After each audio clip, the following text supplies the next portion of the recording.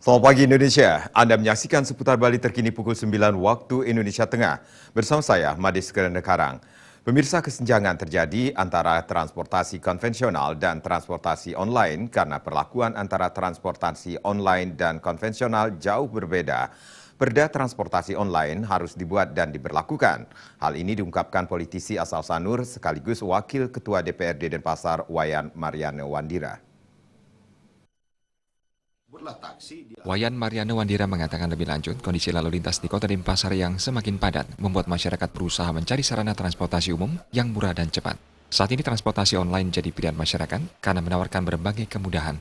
Selain relatif murah, sarana transportasi online ini cepat dan dapat dimanfaatkan sebagai kurir untuk mengantar makanan maupun barang.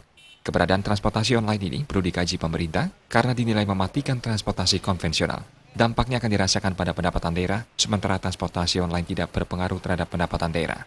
Pemerintah daerah perlu membuat aturan atau perda untuk mengatur keberadaan transportasi online ini, seperti yang telah dilakukan pemerintahan DKI Jakarta.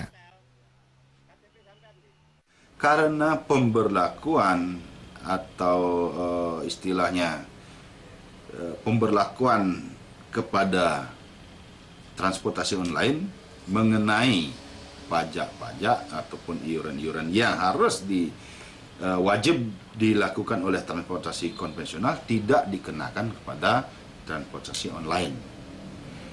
Nah, di sini kalau transportasi, sebutlah taksi, dia harus memiliki pangkalan atau depo, dia harus melakukan kir, dia harus melakukan pembayaran iuran pajak dan lain sebagainya.